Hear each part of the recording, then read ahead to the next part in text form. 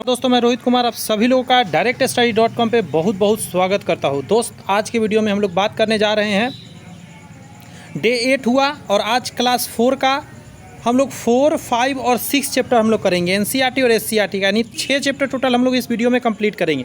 यदि आप टीचर बनना चाहते हैं बीपीएससी टीआरई 4.0 या 5.0 में 1 to 5th क्लास का अगर आप टीचर बनना चाहते हैं तो आपके लिए कमाल का सीरीज है, क्योंकि पहली बार ऐसा सीरीज है जिसमें एनसीईआरटी और एससीईआरटी एकदम एग्जैक्ट सेम चीज़ लाकर आपके सामने रखा जा रहा है। 3 का क्लास कंप्लीट हो चुका है। इससे पहले वाला जो वीडियो 6 डे तक, मतलब 6 दिन लगा था 3 क्लास कंप्लीट करने में, और 7वां वीडियो आया था 1 to 3 क्लास का, उसमें डाला था मैंने 1 to 3 चैप्टर डाला था 4 क्लास का। आज के वीडियो में हम डाल रहे हैं 4, 5, 6 डे 8 में क्लास 4 का। तो प्लेलिस्ट बना है। यदि आप और भी क्लास का आप करना चाहते हैं क्लास, तो आप कर सकते हैं। जैसे कि आप देख सकते हैं 9, 10 के लिए भी है हमारे पास, 6 to 8 क्लास के लिए है। अगर आप एनसीईआरटी का पूरा देखना चाहते हैं 6 क्लास से लेकर, मतलब 3 क्लास से लेकर पूरा 10th क्लास तक का एनसीईआरटी आप देखना चाहते हैं तो टोटल आपको मिल जाएगा। प्लेलिस्ट बना हुआ, उसमें आप जाके देख सकते हैं 6 to 10th क्लास तक का टोटल। उसमें एनसीईआरटी, मैथ और साइंस दोनों डाले जा रहे हैं। आप देख सकते हैं, या आप टीचर 6 to 8 बनना चाहते हैं, 9 to 10 बनना चाहते हैं, या बाय द वे 11, 12 भी बनना चाहते हैं। बेस तो आपको चाहिए ही ना चाहिए, तो आप साइंस देख सकते हैं, उसी तरह अदर सब्जेक्ट भी देख सकते हैं। चलिए आज का क्लास यानी कि 4, 5, 6 चैप्टर को करते हैं शुरू। चैप्टर का नाम है अमृता की कहानी। हमारी पृथ्वी के फेफड़े किन्हें कहा जाता है? समझदार बनिएगा और जवाब सही से दीजिएगा। हमारे कह रहा है कि पृथ्वी का फेफड़ा किसे कहा जाएगा, तो वन को कहा जाएगा, क्योंकि वन ही क्या करता है, ऑक्सीजन बनाता है, जो कि फेफड़ा इसीलिए कहा जाता है। नेक्स्ट क्वेश्चन है कि वृक्ष का उच्च पैमाने पर रोपण कहलाता है। अधिक अगर वन को आप रोकते हैं, वृक्ष को रोकते हैं, तो उसको क्या बोलते हैं? वानिकीकरण बोलते हैं। वनोन्मूलन नहीं बोलते हैं, वानिकीकरण बोलते हैं। पेड़ खुद आप लगा रहे हैं तो वानिकीकरण। वृक्ष के कृषि उपयोग सहित कृषि और वृक्षों की परस्पर क्रिया क्या कहलाती है? वृक्ष के कृषि उपयोग सहित कृषि और वृक्ष के परस्पर क्रिया को क्या कहलाती है? तो इसको हम लोग बोलते हैं कृषि वानिकी। कृषि वानिकी। ग्रामीण विकास में सहायता करने के उद्देश्य से बंजर भूमि पर वनों और वनोरोपण का प्रबंधन और संरक्षण क्या कहलाती है? दिमाग लगाइए और जवाब दीजिए आप। उसको सामाजिक वानिकी बोलते हैं। फिर से सुनिए, ग्रामीण विकास की सहायता करने के लिए उद्देश्य से बंजर भूमि पर वन लगाना और वन रोपण, तो सामाजिक वानिकी कहलाता है। बैकग्राउंड से नॉइज जा रहा होगा क्योंकि बगल में गुरुद्वारा वगैरह है, तो वहाँ पे सॉरी मैं रोक दिया कुछ देर की, मतलब बहुत साउंड होने लग गया था। ग्रामीण विकास में सहायता के लिए क्या सामाजिक वानिकी कहते हैं? ध्यान रखिएगा, कृषि से रिलेटेड रहेगा तो कृषि वानिकी नाम दीजिएगा, और अगर आपका क्या रहेगा, सामाजिक स्तर पर रहेगा तो उसको सामाजिक वानिकी। नेक्स्ट क्वेश्चन आपके सामने, नीचे कुछ मानवीय गतिविधि दी गई। खानों की खुदाई, बांधों का निर्माण, बांस से टोकरी बनाना। वनों के लुप्त होने के लिए जिम्मेदार गतिविधि कौन सी? इसमें से वन किसके वजह से वन खत्म होता है? ये सभी काम जो है ना, एक से ज़्यादा हो जाएगा, जिसके वजह से बांस से टोकरी बनाना ये उतना मायने नहीं रखता, लेकिन ये दोनों तो बहुत खतरनाक मायने रखता है। ठीक है, एक से ज़्यादा आंसर हो जाएगा आपका इसका। पेड़ का कौन सा भाग लोग खाते हैं? फल, फूल, पत्तियां सभी खाते हैं। एक से ज़्यादा आपको टिक मारना पड़ेगा। सॉल्यूशन पढ़ते हैं। वन प्रकृति के हरे फेफड़े और जल शोधन प्रणाली के रूप में भी कार्य करता है। उष्णकटिबंधीय पर्वत वनों का अक्सर ग्रह के फेफड़ों, गौर से सुनिए, उष्णकटिबंधीय वर्षा वनों को अक्सर ग्रह के फेफड़ों के रूप में जाना जाता है, यानी पृथ्वी के फेफड़ा, क्योंकि वे आमतौर पर श्वसन में कार्बन डाइऑक्साइड ग्रहण करते हैं और ऑक्सीजन को मुक्त करते। इसीलिए आगे कहा जा रहा है कि प्रकाश संश्लेषण की प्रक्रिया के माध्यम से अमेजन वर्षा वन पृथ्वी के वायुमंडल के मौजूद कुल ऑक्सीजन का अधिकांश भाग बनाता है। यह वन प्रदूषण को कम करने और जलवायु परिवर्तन और वैश्विक ऊष्मीकरण को बनाए रखने में भी मदद करता है। आगे है कि वानिकीकरण एक ऐसी क्षेत्र में वन प्रदेश या पेड़ों के अवशेषों की नींव होती है जहां पहले कोई पेड़ नहीं थी। क्लियर है? वानिकीकरण वहां लगाया जाता है। कहा जाता है कई प्रशासन और गैर विधायिक संघ सीधे तौर पर लकड़ी बनाने और कार्बन कैच बढ़ाने के नवीकरण के परियोजनाओं में भाग लेते हैं। कभी कभी पेड़ों के रोपण को आसान और तेज बनाने के लिए वृक्षारोपण छड़ जैसी अद्वितीय उपकरणों का उपयोग भी किया जाता है, जिससे तेज़ी से वन रोपा जा सके।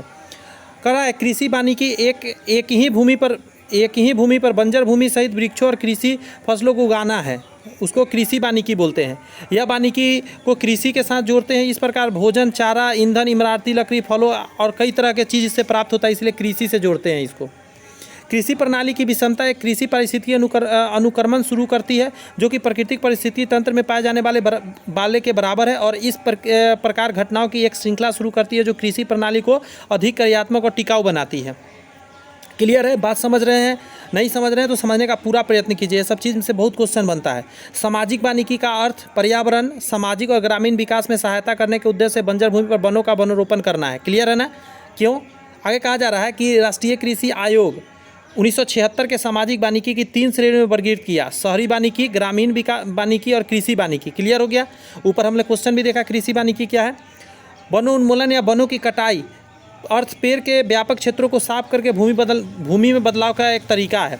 आग, बाढ़, मानव गतिविधि जैसे खनन, बांध निर्माण जैसे प्राकृतिक कारण से वनों की कटाई बहुत तेज़ी से किया जाता है। इसमें देखें, बांस से दौरी बनाने से नहीं होता है, क्योंकि बांस का आप क्या करते हैं, करची काटते हैं, बांस को नहीं काटते हैं, या बांस को भी काट के अगर दौरी बनाते हैं तो फिर से वो निकल आता है, उसमें कोई ज़्यादा दिक्कत की बात नहीं है। हम पौधे के हर हिस्से को खाते हैं, तना, पत्ती और जड़, फूल, कंद सब कुछ खा लेते हैं। कह रहा था फल, सब्जियां, अनाज, बीज, जड़ी बूटियां पौधे के अलग अलग भाग से सेवन करने के योग्य बनते हैं। चैप्टर नेक्स्ट है हमारा अध्याय 5, अनीता की मधुमक्खियाँ। अनीता मधुमक्खी पाल रखी है। भाई क्या क्या कह रहा है, निम्नलिखित में से कौन सा सामाजिक कीट नहीं है? सामाजिक कीट कौन सा नहीं है आपसे पूछ रहा है। तो भृंग सामाजिक कीट नहीं है, दीमक, चींटी और ये सभी सामाजिक कीट है। आप सामाजिक कीट मतलब नहीं सोचिए हम लोग के साथ रहता है, ये सब ग्रुप में रहता है, इसीलिए मधुमक्खी, चींटी, दीमक ये सब ना झुंड बना के समाज के तौर पर रहता है। उसमें भी अलग अलग काम करने वाले होते हैं कि कोई वर्कर होगा, कोई घर बनाने वाला होगा, तो कोई सामान ढोने वाला, कोई बच्चा पैदा करने वाला, ऐसे करके सब बटा हुआ रहता है। नेक्स्ट क्वेश्चन है कि उस युग्म की पहचान कीजिए जो कीड़ों के लार्वा के उदाहरण हैं।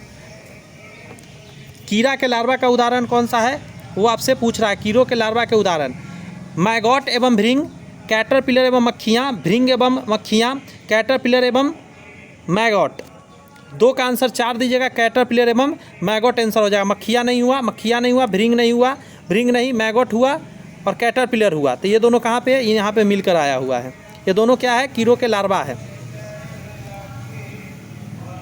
केचुओं के बारे में नीचे दिए गए विचार करना है। जैसे कह रहा है केचुए खेत में छेद बनाते जो वायु और जल के पहुंचने में मदद करते हैं, बहुत अच्छा, ये सही है।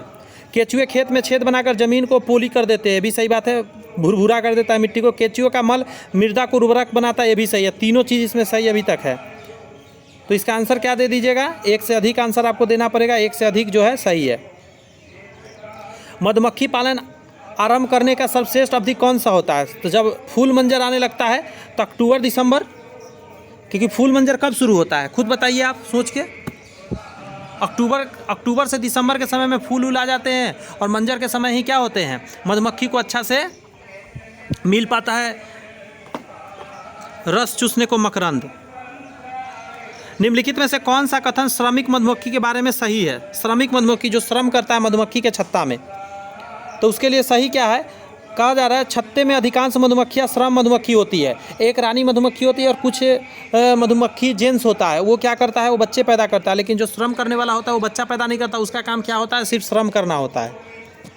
सॉल्यूशन देखिए, कह रहा है कीट में सामाजिक जीवन अपने उच्च शिखर पर होता है जो कि अन्यत्र केवल मनुष्य को छोड़कर कहीं नहीं देखा जा सकता। कीटों ने संसार में सर्वप्रथम पूर्ण विकसित सामाजिककरण का विकास किया, मतलब समाज में रहा है हमसे पहले भी। कीटों के अनेक वर्गों में सामाजिक संगठन का विकास स्वतंत्र रूप से हुआ है। ऐसे कीट को उदाहरण जैसे ततैया, गौर से सुनिएगा, ततैया मतलब बिरनी हम लोग बोलते हैं, पीला रंग का होता है, भौरा। दीमक हो गया, मधुमक्खियाँ हो गया जिसको भौरा बोलते हैं, चींटियाँ हो गया। ये सभी चीज़ क्या है, झुंड में रहता है, ध्यान रखिएगा। देखिए मैं फिर एक बार बोलता रहा हूँ, बैकग्राउंड से नॉइज़ ज़्यादा जा रहा होगा, उसे प्लीज़ इग्नोर करिएगा, क्योंकि यहाँ पे गुरुद्वारा में कुछ फंक्शन वगैरह चल रहा है, इसीलिए कुछ ऐसा प्रॉब्लम आ रहा है। मतलब ज़्यादा म्यूजिक सिस्टम सब तरह लगा हुआ है, तो उसे इग्नोर करना है, हम लोग को पढ़ना है। मैं पढ़ाई आपका नहीं डिस्टर्ब करना चाहता, तो थोड़ा नॉइज़ को बर्दाश्त आपको करना पड़ेगा, क्योंकि मैं रूम में बंद करके नहीं पढ़ा सकता, क्योंकि AC भी फिलहाल जब मैं जहाँ रहता हूँ वहाँ नहीं लगा पड़ा है, क्योंकि मैं अपना ट्रांसफ़र पटना करा के आना चाह रहा हूँ। इसीलिए मैं सब बात बता दे रहा हूँ, ये सब ऐसे बताने का ज़रूरत नहीं है, इसलिए मैं यहाँ AC नहीं लगवा रहा हूँ, फिर कैसे होगा। मेरा कोचिंग बंद हो गया ना ऑफलाइन वाला, पटना आऊँगा तो 1-2 बैच तो ऑफलाइन चला ही लूँगा ना, इसे ट्रांसफ़र कराना चाह रहा हूँ मैं। चींटियाँ सामाजिक कीट है क्योंकि वे बड़ी कॉलोनियाँ समूह में रहती है, जिसमें रानी, गौर से सुनिए, रानी नेता होती है और कार्यकर्ता अपने घर की रक्षा करते हैं। रानी चींटी कॉलोनी की संस्थापक और नेता दोनों होते हैं। क्लियर है? ये सब बात नहीं जानते थे, जानिए। लार्वा कई जानवरों के विकास में एक चरण है जो कि जन्म या अंडे सेने के बाद होता है, लेकिन यह वयस्कता तक पहुंचने से पहले होता है। यह अवस्था अंडे के बाद प्यूमा कोकून से पहले आती है, जो जीवन चक्र का दूसरा चरण है, यानी कोकून से पहले ही आ जाता है लार्वा। अधिकांश लार्वा नरम और सफ़ेद या धूसर रंग के होते हैं, उदाहरण जैसे ग्रब, कैटरपिलर और मैगॉट हो गया। 3 चीज़ यहाँ हो गया। ग्रब भी एक ध्यान रख लीजिएगा। आगे कहता है केचुए जिस खेत में रहते हैं वहाँ की मृदा में छेद बनाकर पोली मिट्टी नरम बना देते हैं, इसलिए किसान का मित्र कहा जाता है। केचुए के नाइट्रोजन अपशिष्ट और अन्य अपशिष्ट उत्पाद पौधे के लिए भोजन बनाते हैं। केचुए द्वारा मिट्टी को उर्वरता बढ़ाने की प्रक्रिया को वर्मी कंपोस्टिंग करना कहा जाता है, और ये सबसे अच्छा खाद है खेत के लिए, पौधों के लिए।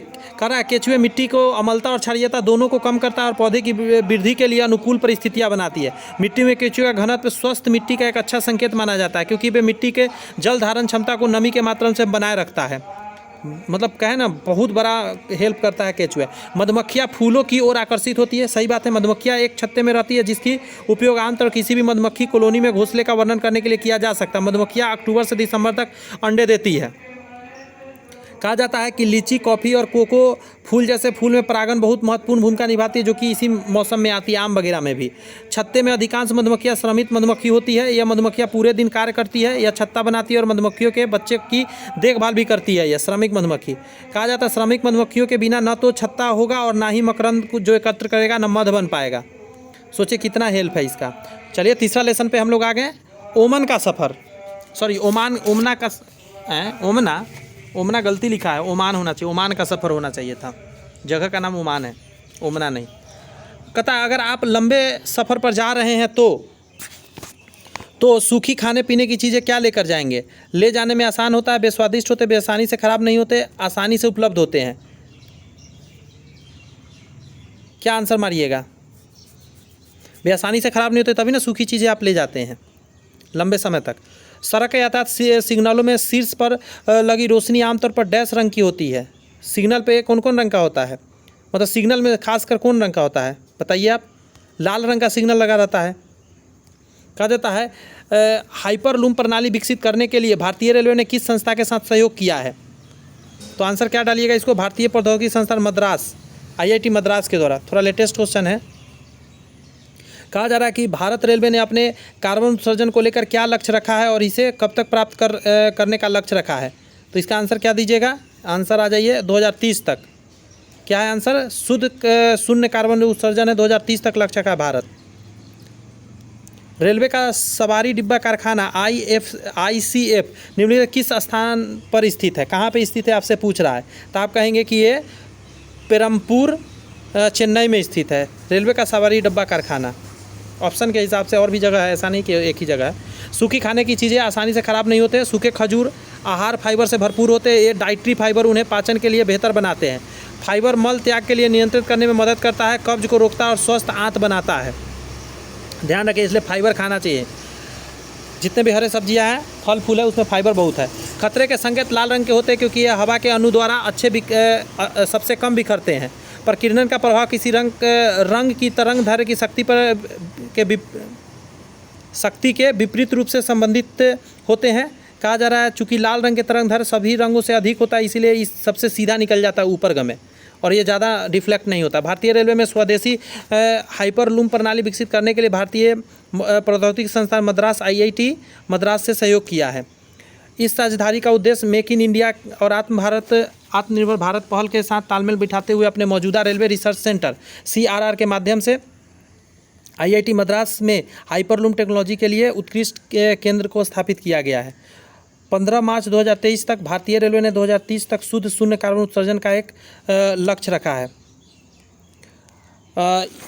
इन कार्रवाई में ऊर्जा कुशल प्रौद्योगिकी को अपनाना शामिल है, जिसमें पुनर्योजी सुविधाओं से लैस 3 चरण गौर से सुनिएगा चरण इलेक्ट्रॉनिक इंजनों के उत्पादन के महत्वपूर्ण परिवर्तन, हेड ऑन ऑपरेशन HOG जिसको बोलते हैं, तकनीकी कार्यान्वयन, रेलवे भवनों और कोचों दोनों में LED प्रकाश व्यवस्थित का उपयोग करना।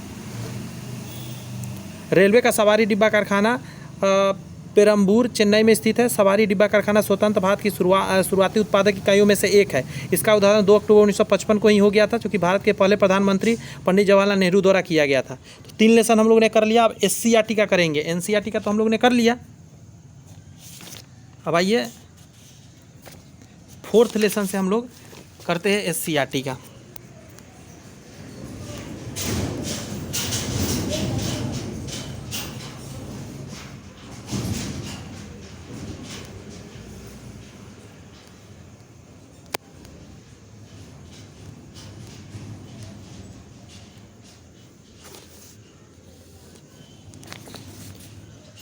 चैप्टर का नाम है त्यौहार और भोजन।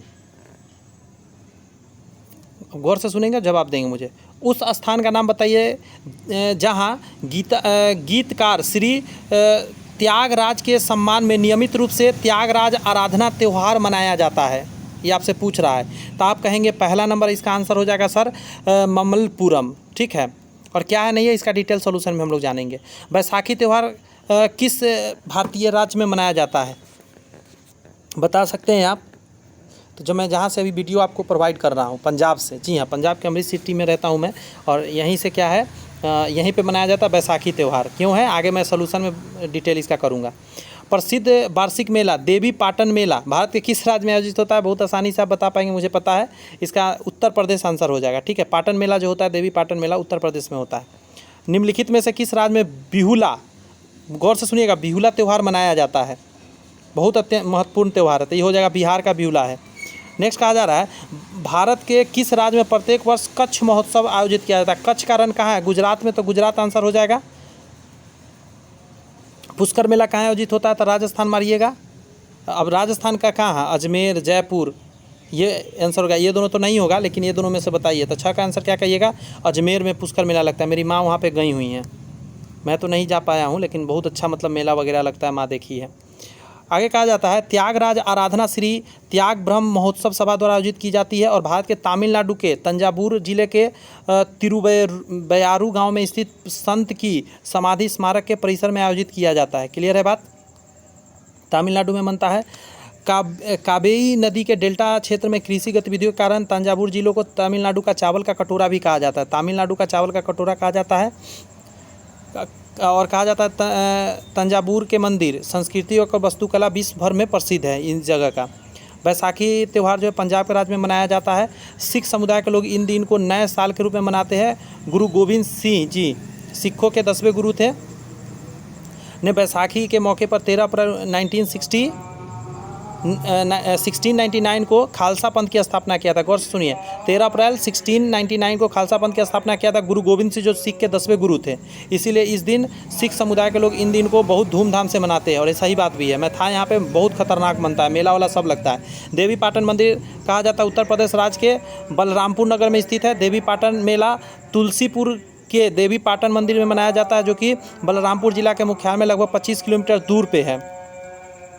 आगे कहा जा रहा है यहाँ माँ पटेश्वरी का मंदिर है, जो कि देवी पाटन नाम से जाना जाता है। मंदिर माँ दुर्गा के प्रसिद्ध 51 शक्तिपीठों में से एक है। ऐसा कहा जाता है कि माता सती का दाहिना कंधा, जिसे हिंदी में पाट कहा जाता है, गिरा था, इसीलिए यह शक्तिपीठ का एक भी है, और इसे देवी के पाटन कहा जाता है, मतलब शक्तिपीठों में से एक है। आगे कहता है बिहुला जो है कि पूर्वी बिहार में विशेष रूप से मनाया, भागलपुर जिलों में मनाया एक त्यौहार है। प्रत्येक वर्ष अगस्त में होने वाले इस महोत्सव में भक्त अपने परिवारों की भलाई के लिए मनसा देवी की प्रार्थना करते हैं। कहा जाता है यह महोत्सव शानदार मंजूषा कला को प्रोत्साहित करता है, जो कि बिहार के अन्य प्रसिद्ध लोक कलाओं में संथाल परगना जी की जडोपेया और मिथिलांचल की मधुबनी चित्रकला के समान ही है। आगे कहा जा रहा है कि यह महोत्सव प्रत्येक वर्ष अगस्त महीने में आयोजित होता है। कच्छ महोत्सव गुजरात के कच्छ के शानदार त्यौहार है। आगे कहा जा रहा है कि कच्छ महोत्सव सफ़ेद रंग, गौर से सुनिएगा, मांडवी समुद्र तट, हस्तकला गांव, स्थानीय कलाकारों द्वारा बनाए गए कच्छ के वस्त्र, उल्लेखनीय सुंदर आकृति, चमत्कार और कच्छ का विरासत जैसे विभिन्न आकर्षण कला यहाँ पे बनाए जाते हैं, जो कि लोग देखने आते हैं। धूमधाम से। कच्छ गुजरात के सबसे पारिस्थितिकी और अन्य जातीय रूप से विविध जिलों में से एक है। कला, शिल्प, संगीत, नृत्य, लोकगीत और प्राकृतिक महोत्सव के रूप में बहुत बेहतरीन ये जगह माना जाता है। पुष्कर मेला को अजमेर जिले में अजमेर शहर के पास पुष्कर शहर में मनाया जाता है। कहा जाता है इस मेले में कहीं नामों से जाना जाता है, जैसे पुष्कर मेला, पुष ऊँट मेला, कार्तिक मेला या पुष्कर का मेला इत्यादि कहा जाता है। यह वार्षिक बहु दिवसीय पशु मेला है, पशुधन मेला और सांस्कृतिक उत्सव होता है। ये लंबे समय चलता है, एक दिन का ये मेला नहीं है। अब हम लोग 5वां लेसन पर आ गए हैं। आइए इसे करते हैं स्वाद अलग अलग। सही बात है, अलग अलग जगह पे अलग अलग स्वाद मिलता है। सर्दियों के दौरान प्रारंभिक उत्तर भारतीय घरों में आमतौर पर सरसों का साग, आहा मुंह में पानी आ गया। सरसों का साग सरसों के पत्तों की रेसिपी के साथ मिलाया जाता है। मक्के की रोटी सरसों की साग, खतरनाक मतलब डिश है। उस सफ़ेद खाद्य घटक का नाम क्या है जिसमें अधिकांश भारतीय खाना पसंद करते हैं और शाकाहारी लोग इसे प्रोटीन के लिए बहुत मतलब ज़्यादा वैल्यू देते हैं? तो क्या है? पनीर जो है बहुत ज़्यादा प्रोटीन का स्रोत है। किसानों का एक प्रसिद्ध भोजन ऊंधियू, आहा गुजरात में बनता है, बेहतरीन डिश है। मैं ये खाया हूँ ऊंधियो, इसलिए मतलब इसका तो क्या जोर नहीं। उल्टा करके घड़ा में बनाया जाता है, बहुत बेहतरीन बनता है। निम्नलिखित में से कौन से राज्य में व्यक्ति नारियल के तेल में, गौर से सुन, नारियल के तेल में पकाई गई समुद्री मछली खाते हैं? नारियल के तेल कह रहा है तो ये गोवा हो जाएगा। अगर यही सरसों का तेल कह देगा तो जम्मू कश्मीर मार दीजिएगा। क्लियर है? यस सर क्लियर है। निम्नलिखित में से कौन से राज्य में व्यक्ति लिट्टी चोखा खाना बहुत पसंद करते हैं? आहा, बिहार का अपना लिट्टी चोखा मैं अभी बहुत मिस करता हूँ बना के, लेकिन यहाँ खाता हूँ कभी कभी। कहा जाता है चटपटा, तीखा और अत्यंत पौष्टिक पंजाबी सरसों का साग या सरसों दा साग, हाँ सरसों दा साग यहाँ बोला जाता है। ठंडी उत्तर भारतीय सर्दियों के दौरान पसंदीदा है, खासकर जब इसे मक्के की रोटी के साथ जोड़ा जाता है। आगे कहता है परंपरागत रूप से इसे अखमीरी मकई आदि फ्लैट ब्रेड के साथ परोसा जाता है, जिसे मक्के की रोटी के नाम से जाना जाता है। हालांकि इसे पराठे और उबले हुए बरसाती चावल के साथ भी परोसा जाता है। पनीर जैसे डेयरी उत्पाद आपके दांतों और कैविटी होने से बचाने में मदद करता है। पनीर के अन्य स्वास्थ्य लाभों में शामिल है हड्डी और मांसपेशियां इससे बहुत स्ट्रांग होते हैं। पनीर में मौजूद कैल्शियम और प्रोटीन मजबूत हड्डी और मांसपेशियों के निर्माण के लिए बहुत अच्छा स्रोत माना जाता है। आगे कहता है गुजरात में पकवान का नाम ऊंधियो है। उल्टा इसका मतलब होता है, यहाँ उल्टा नाम इसलिए क्योंकि इसे उल्टा बर्तन में बनाया जाता है। ऊंधियो को बाजरे की रोटी के साथ खाया जाता है और इसे चूल्हे पर पकाया जाता है। बाजरा की रोटी को चूल्हा पर पकाया जाता है। ये ऊंधियो को तो ज़मीन पर ऐसे उल्टा कर दिया जाता है, ऊपर से आग लगा दिया जाता है घड़ा के ऊपर से। ऊंधियो को इस विशिष्ट बनावट और स्वाद देने के लिए कुल 8 सब्जियों को उल्टा हिलाया जाता है। मतलब लकड़ी की आग पर बड़े मिट्टी डेर के बर्तनों में ताज़ा मसालों के साथ पकाया जाता है डालकर।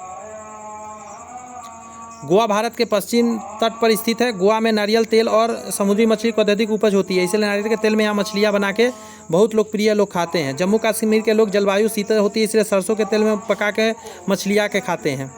बिहार के मुख्य भोजन आमतौर पर रोटी, चावल, दाल, सब्जी और अचार होते हैं। लिट्टी चोखा बिहार का सबसे पसंदीदा भोजन में से एक है। कहा जाता है लिट्टी चोखा बनाने के लिए आटे को गोल आकार देकर कोयले के आग पर पकाया जाता है तथा इसे बैंगन, टमाटर, प्याज आदि से बने चोखा के साथ लिट्टी चोखा देसी घी लगाकर परोसा जाता है। मतलब पूरा डिटेले लिख दिया है, मतलब भूख लगा के रहेगा ये। नारियल और हम, निम्नलिखित में से कौन सा कथन सही नहीं है? निगेटिव पूछ रहा है आपको, तो पहला ही गलत है कि पेड़ पर्यावरण का आवश्यक तत्व नहीं है। अरे भाई पेड़ तो खतरनाक तत्व इम्पोर्टेंट है। वन मिट्टी के कटाव को रोकने में मदद करता है बहुत ज़्यादा। वन एक नवीकरणीय संसाधन है। पेड़ जलवायु को नियंत्रित करने में मदद करता है। ये सारे बात यहाँ पे सत्य लिखा गया है। निम्नलिखित में से कौन सा वातावरण में कार्बन डाइऑक्साइड का स्तर बढ़ाता है? कार्बन डाइऑक्साइड का स्तर कौन बढ़ा सकता है? वनों की कटाई। इसका आंसर बताना भी पड़ेगा क्या? इससे खतरनाक कोई है चीज़? निम्नलिखित में से कौन पौधे का उपयोग औषधि बनाने के लिए किया जाता है? बबूल, आंवला, नीम। एकदम आसान है, एक से ज़्यादा आंसर हो जाएगा। बबूल का भी, आंवला का भी और नीम का भी, सभी का औषधि बनता है। तुलसी का, ये सब चीज़ का भी बनता है। चिपको आंदोलन के जनक कौन थे? चिपको आंदोलन आपसे पूछ दिया, इसका आंसर हो जाएगा 1 से ज़्यादा। ठीक है, 1 से ज़्यादा आंसर मारिए। क्यों मारवा रहे हैं आप थोड़ा देर बाद पता चलेगा जब सॉल्यूशन पढ़ेंगे। कर हरियाली दिशा निर्देश के रूप में क्या जाना जाता है? हरियाली दिशा निर्देश के रूप में क्या जाना जाता है? तो 5 का आप क्या कहिएगा? नई कृषि तकनीक को अपनाना को बोला जाता है हरियाली दिशा निर्देश। नेक्स्ट है ज्वारीय वनों से संबंधित निम्नलिखित कथनों का विचार करना है।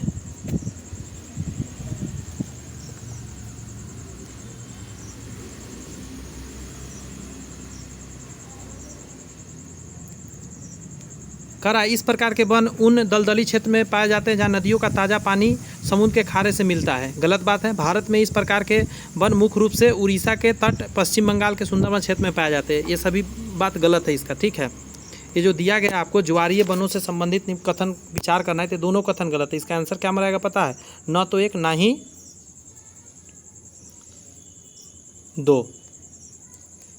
कहता है ब्रेल कागज के निर्माण में डैश जातियों का उपयोग किया जाता है।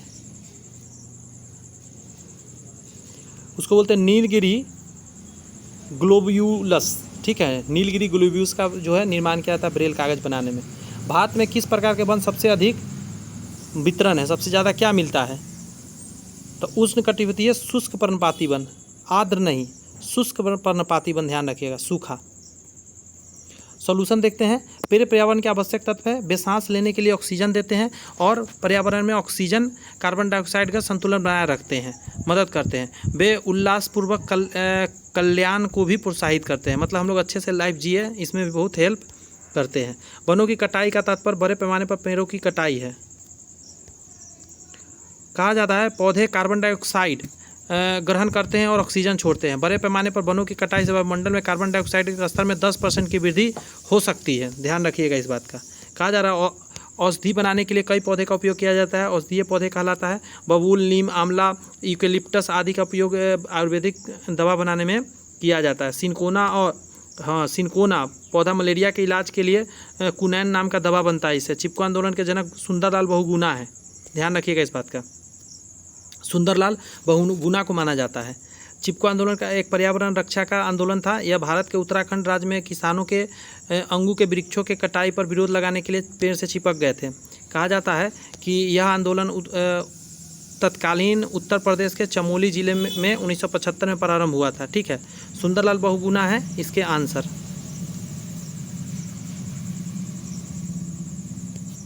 आगे क्वेश्चन,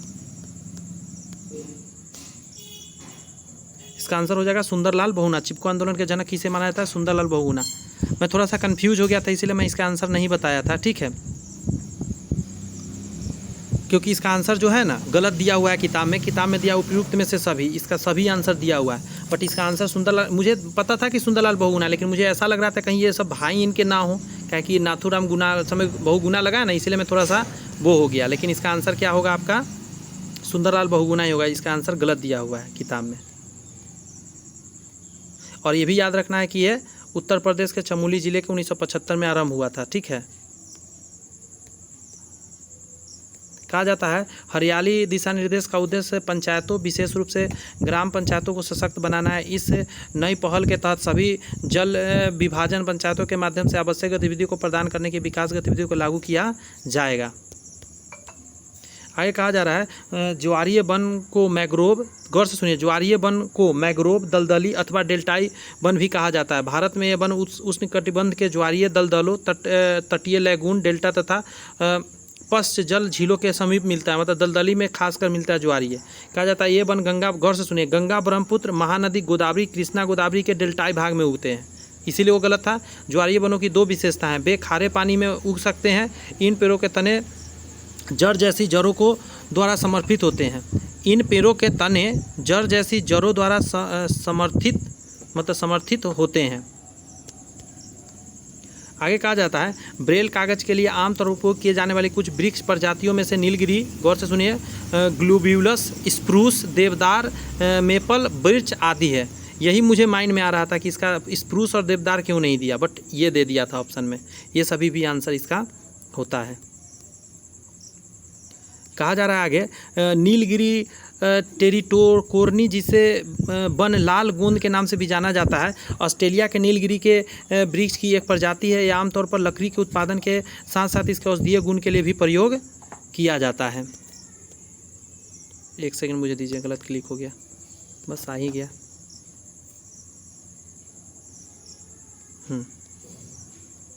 आगे कहा जा रहा है भारत के अधिकांश हिस्से में उष्ण कटिबंधीय पर्णपाती वन या पतझड़ वन पाए जाते हैं, जिन्हें फलने फूलने के लिए 75 सेंटीमीटर से 100 सेंटीमीटर वार्षिक औसत वर्षा की आवश्यकता पड़ती है। आगे कहा जा रहा है पर्णपाती या पतझड़ वन पेड़ों के गर्मी के मौसम में पत्ते झाड़ते हैं, इन्हें मानसून वन के नाम से भी जाना जाता है। तो यहाँ पे दोस्त 6 लेसन कंप्लीट हुआ, 4, 5, 6 इतना ही हमें करना था आज के क्लास में। मिलते हैं हम लोग नेक्स्ट वीडियो में। अगर आपको वीडियो पसंद आ रही है, आपको मेरा मेहनत अच्छा लग रहा है, तो चैनल सब्सक्राइब करके बेल आइकन जरूर प्रेस कीजिए। इंतजार मत कीजिए, क्योंकि इससे बेहतरीन सीरीज मिल नहीं सकता। मैं बार बार ये लाइन बोल रहा हूँ। डिट्टो NCERT SCERT आपके सामने ला के रखा गया है, इससे बढ़िया बात क्या कहा सकता है। दोनों मैं एक साथ करा दे रहा हूँ। तो चलिए मिलते हैं नेक्स्ट वीडियो में।